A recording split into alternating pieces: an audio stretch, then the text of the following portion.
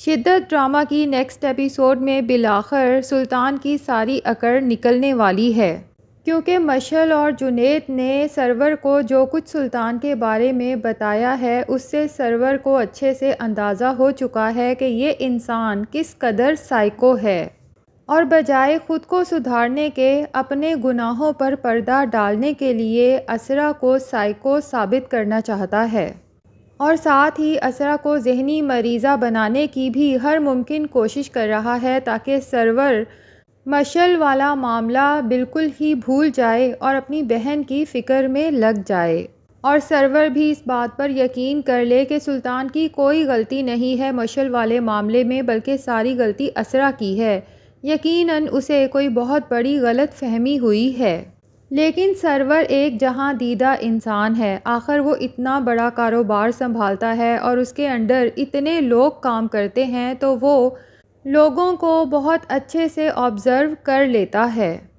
اور ویسے بھی سرور کو سلطان تو اپنی بہن اسرا کے لیے کبھی بھی پسند نہیں تھا۔ جب ان لوگوں کا رشتہ ہو رہا تھا اور سلطان مسلسل خود اپنے منہ سے اپنی تعریفوں میں مگن تھا، سرور اسی وقت سمجھ گیا تھا کہ یہ انسان شدید خود پسندی کا شکار ہے،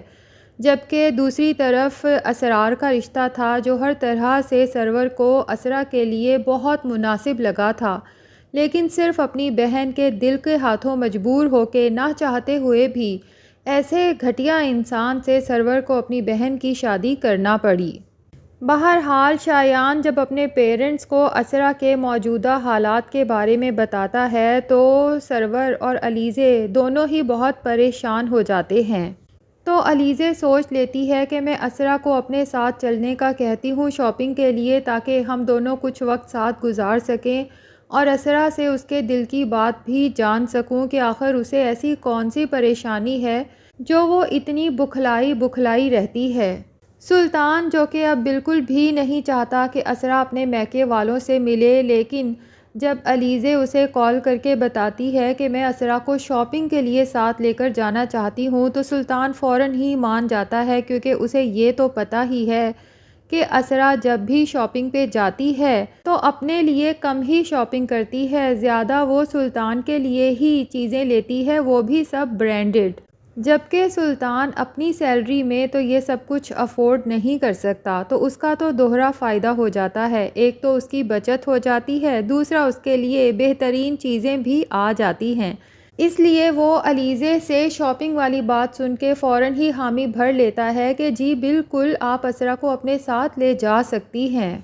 لیکن اسرا کو بھی ساتھ ہی وارن کر دیتا ہے کہ تم علیزے بھابھی کے ساتھ چلی تو جانا، لیکن خبردار اگر اس گھر کی بات باہر گئی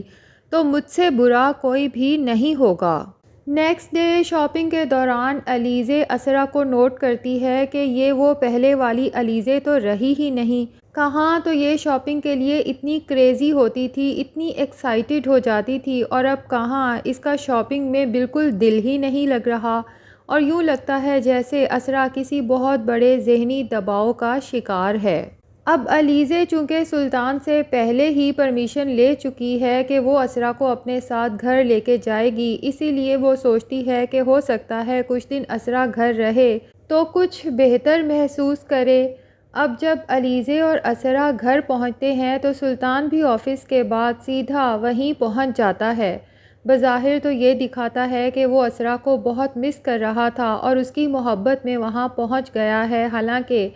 اصل میں تو وہ اسرا پر مزید دباؤ ڈالنے اور اسے ڈرانے دھمکانے پہنچا ہے، اور یہ نوٹ کرنے کہ اسرا نے اپنا منہ تو نہیں کھولا اور سلطان کے بارے میں اپنے گھر والوں کو کچھ بتانے کی کوشش تو نہیں کی۔ اب اسی دوران ڈرائیور کی کال آ جاتی ہے، لیکن حیرت کی بات یہاں پر یہ ہے کہ آج سے پہلے تو سلطان کے گھر پہ کوئی ڈرائیور ہے اس کے متعلق کبھی دکھایا ہی نہیں گیا، کیونکہ ایک دفعہ پہلے جب اسرا نے علیزے کے ساتھ شاپنگ پہ جانا تھا تو سلطان سے کال کر کے گاڑی لے جانے کی پرمیشن لی تھی، لیکن سلطان نے سختی سے منع کر دیا تھا کہ میں اپنی چیز کسی کو استعمال کے لیے نہیں دیتا، حالانکہ وہ گاڑی بھی اسرا کے بھائی نے ہی سلطان کو گفٹ دی تھی، لیکن اس کے باوجود سلطان اسرا کو مشورہ دیتا ہے کہ علیزے بھابھی نے تمہیں لے کے جانا ہے نا، ان سے ہی کہو کہ وہ ڈرائیور بھیجیں، یا پھر تم کوئی pick and drop service oil کر لو۔ تو پھر اب اچانک سلطان کے گھر پہ ڈرائیور کہاں سے آ گیا؟ بہرحال اب جناب ڈرائیور کی کال آتی ہے اور وہ کہتا ہے کہ میں تو 5 گھنٹے سے مال کے باہر کھڑا ہوں لیکن بی بی صاحبہ ابھی تک باہر نہیں آئیں۔ تو سلطان اسے ایکسکیوز کر کے کہتا ہے کہ تم گھر چلے جاؤ، اور اس کے بعد اسے موقع مل جاتا ہے ایک دفعہ پھر اسرا کو ذہنی مریضہ ثابت کرنے کا۔ اس لیے وہ سب گھر والوں کے سامنے کہتا ہے کہ بھائی یہ صرف آج کی بات نہیں ہے، ہم سب لوگ تو اسرا کی اس حرکت کی وجہ سے بہت ہی تنگ ہیں، کیونکہ اب تو اسرا کا یہ روز کا معمول بن چکا ہے کہ چیزیں رکھ کے بھول جاتی ہے اور اس کے بعد سارا دن ڈھونڈتی رہتی ہے اور یہی کہتی رہتی ہے کہ چیز تو میں نے یہیں رکھی تھی، پتہ نہیں کہاں گئی۔ اب آپ خود بتائیں کہ چیزوں کے پاؤں تو ہیں نہیں کہ اٹھ کے خود کہیں چلی جائیں۔ اور اسرا کی ماں سے کہتا ہے کہ آنٹی میں تو آپ سے یہی کہوں گا کہ پلیز اسرا کو کسی اچھے سائیکائٹرسٹ سے چیک کروائیں۔ اب سلطان جب اسرا کو اس کے گھر والوں کے سامنے اس طرح شرمندہ کر رہا ہوتا ہے تو اسی دوران سرور بھائی وہاں پہنچ جاتے ہیں، اور اسے تو سلطان کی بات سن کے شدید غصہ آتا ہے کہ اس انسان کو میں نے پہلے بھی منع کیا تھا کہ میری بہن کے بارے میں اس طرح کی بکواس نہ کرے، لیکن یہ ایک دفعہ پھر وہی بکواس کر رہا ہے۔ اسرا جو اتنی دیر سے مجرموں کی طرح سر جھکائے بیٹھی تھی، وہ بھی جب اپنے بھائی کو آتا دیکھتی ہے تو روتے ہوئے بھاگتی ہے اور سرور بھائی کے گلے لگ جاتی ہے۔ سرور بھائی تو سلطان کو وہاں سے بھیج دیں گے اور یہی کہیں گے کہ اسرا اب کچھ دن یہیں پہ رہے گی، ہم دیکھتے ہیں کہ اسے کب واپس بھیجنا ہے، بہرحال تم یہاں سے جا سکتے ہو۔ اب سلطان کو تو سرور کی بات سن کے شدید غصہ آتا ہے اور وہ سوچتا ہے کہ اسرا اب میری وائف ہے اور میرا اس پر پورا حق ہے، میری اجازت کے بغیر وہ لوگ اسے زبردستی وہاں نہیں روک سکتے۔ سلطان سوچتا ہے کہ اب اسرا کے گھر والوں کا دماغ سیٹ کرنے کا بھی ٹائم آ چکا ہے، انہیں یہ ریئلائز کروانا بہت ضروری ہے کہ ان کی بہن میں بہت خامیاں ہیں اور میں ایک مسٹر پرفیکٹ ہوں، اور اگر میں نے اسرا سے نکاح کیا ہے تو یہ میرا ان کے اوپر اور ان کی بہن پر بہت بڑا احسان ہے۔ اب اس کام کے لیے وہ طلت کا استعمال کرتا ہے، طلت جو اس گھر میں اسرا کی واحد ہمدرد تھی۔ سلطان اسے بھی اپنی باتوں میں لے کے اسرا کے خلاف استعمال کرتا ہے اور اسے کہتا ہے کہ آپ نے اسرا کی ماں کو کال کر کے سب سے پہلے تو حالہ کی خوشخبری سنانی ہے، اس کے بعد بہت میٹھے سے انداز میں ان کو یہ احساس دلانا ہے کہ اسرا کی شادی تو حالہ سے بھی پہلے ہوئی تھی، لیکن وہ ابھی تک بھی ہمیں سلطان کی اولاد کی خوشی نہیں دے سکی، جبکہ میرا اور سلطان کے فادر کا بہت ارمان ہے سلطان کی اولاد کی خوشی دیکھنے کا۔ اب طلت یہی سب کرتی ہے اور اسرا کی ماں کو فون کھڑکا دیتی ہے۔ اسرا کی ماں تو طلت کی یہ سب باتیں سن کے بہت زیادہ پریشان ہو جاتی ہے۔ ابھی وہ پریشانی کے عالم میں بیٹھی ہی ہوگی کہ علیزے وہاں آ کر اپنی ساس سے کہے گی کہ اسرا اپنے دل کی بات کسی سے بھی شیئر نہیں کر رہی، پتہ نہیں کس دباؤ کے زیر اثر ہے، مجھے لگتا ہے